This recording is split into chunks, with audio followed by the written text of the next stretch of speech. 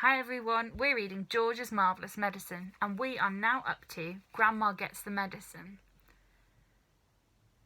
Grandma sat hunched in her chair by the window. The wicked little eyes followed George closely as he crossed the room towards her.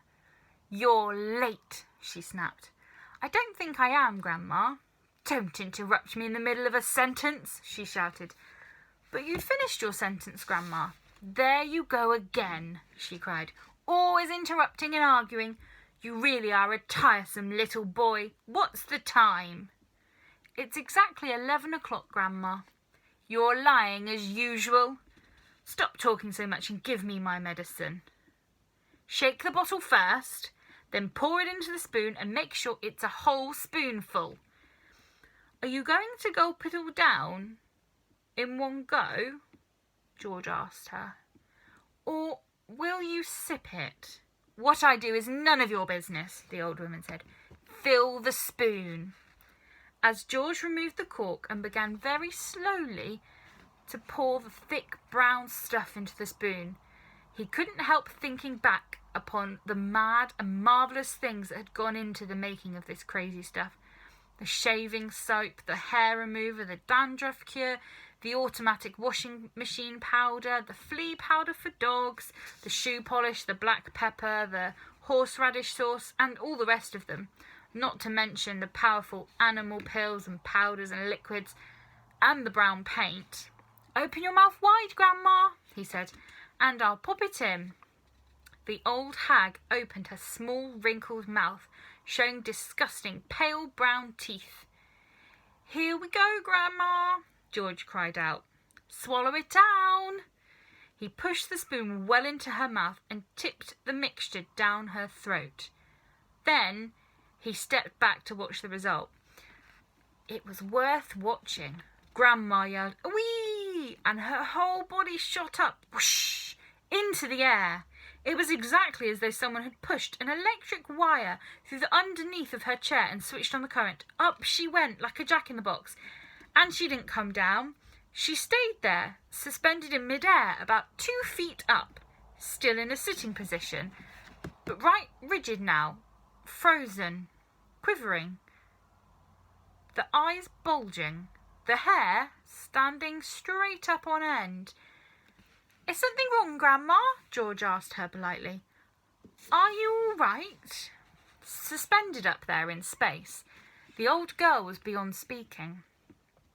The shock that George's marvellous medicine had given her must have been tremendous.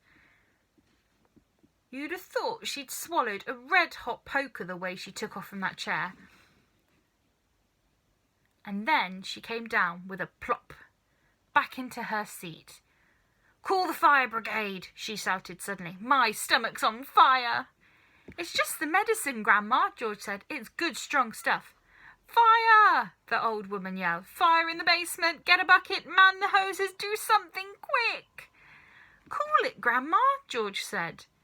But he got a bit of a shock when he saw the smoke coming out of her mouth and out of her nostrils. Clouds of black smoke were coming out of her nose and blowing around the room. "By golly, you really are on fire," George said. "Of course I'm on fire," she yelled.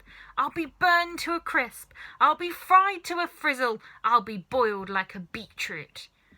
George ran into the kitchen and came back with a jug of water. "Open your mouth, Grandma," he cried. He could hardly see her for the smoke, but he managed to pour half a jugful down her throat. A sizzling sound, the kind you get if you hold a hot frying pan under a cold tap, came up from deep down in Grandma's stomach. The old hag bucked and shied and snorted. She gasped and gurgled. Spouts of water came shooting out of her, and the smoke cleared away. "The fire's out," George announced proudly. "You'll be all right now, Grandma." "All right?" she yelled. "Who's all right? There's Jackie jumpers in my tummy. There's squigglers in my belly. There's bangers in my bottom." She began bouncing up and down in the chair. Quite obviously, she was not very comfortable. "You'll find it's doing you a lot of good, that medicine, Grandma," George said. "Good?" she screamed. "Doing me good? It's killing me." and then she began to bulge. She was swelling. She was puffing up all over. Someone was pumping her up. That's how it looked. Was she going to explode? Her face was turning from purple to green. But wait, she had a puncture somewhere. George could hear the hiss of escaping air. She stopped swelling. She was going down. She was slowly getting thinner again, shrinking back and back, slowly to her shrivelly old self. "How's things, Grandma?" George said. No answer. Then a funny thing happened. Grandma's body gave a sudden sharp twist and a sudden sharp jerk, and she flipped herself clear out of the chair and landed neatly on her 2 feet on the carpet. "That's terrific, Grandma," George cried. "You haven't stood up like that for years. Look at you. You're standing up all on your own and you're not even using a stick." Grandma didn't even hear him. The frozen, pop-eyed look was back with her again now. She was miles away in another world. Marvellous medicine, George told himself. He found it fascinating to stand there watching what it was doing to the old hag. What next, he wondered.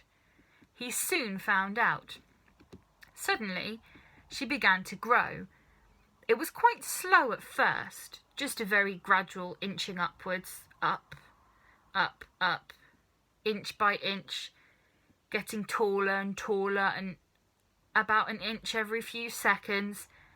And in the beginning, George didn't notice it, but when she had passed the 5'6" mark and she was going on up towards being 6 feet tall, George gave a jump and shouted, "Hey, Grandma, you're growing. You're going up. Hang on, Grandma. You better stop now or you'll hit the ceiling." But Grandma didn't stop. It was a truly fantastic sight. This ancient, scrawny old woman getting taller and taller, longer and longer, thinner and thinner, as though she were a piece of elastic being pulled upwards by invisible hands.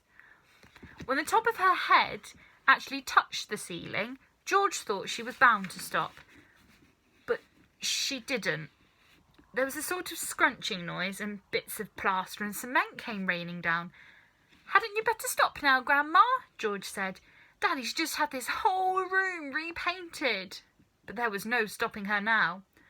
Soon her head and shoulders had completely disappeared through the ceiling, and she was still going. George dashed upwards to his own bedroom, where she was coming up through the floor like a mushroom. "Whoopee!" she shouted, finding her voice at last. "Hallelujah! Here I come!" "Steady on, Grandma," George said. "With a hey nonny no, and up we go," she shouted. "Just watch me grow." "This is my room," George said. "Look at the mess you're making." "Terrific medicine," she cried. "Give me some more." "She's dotty as a donut," George thought. "Come on, boy. Give me some more," she yelled. "Dish it out. I'm slowing down." George was still clutching the medicine bottle in one hand and the spoon in the other. Oh well, he thought, why not? He poured out a second dose and popped it into her mouth. "Whee!" she screamed, and up she went again. Her feet were still on the floor downstairs in the living room, but her head was moving quickly towards the ceiling of the bedroom. "I'm on my way now, boy," she called down to George. "Just watch me go." "That's the attic above you, Grandma," George called out. "I'd keep out of there. It's full of bugs and bogles." Crash! The old girl's head went through the ceiling as though it were butter. George stood in his bedroom gazing at the shambles. There was a big hole in the floor and another in the ceiling, and sticking up like a post between the two was the middle part of Grandma. Her legs were in the room below, her head in the attic. "I'm still going," cried the old screechy voice from up above. "Give me another dose, my boy. Let's go through the roof." "No, Grandma, no," George called back. "You're busting up the whole house." "To heck with the house," she shouted. "I want some fresh air. I haven't been outside in 20 years. "By golly, she is going through the roof," George told himself. He ran downstairs. He rushed out of the back door into the yard. It would be simply awful, he thought, if she bashed up the roof as well. His father would be furious, and he, George, would get the blame. He had made the medicine. He had given her too much. "Don't come through the roof, Grandma," he prayed. "Please don't." And that's the end of that chapter, and we'll see you for the next one.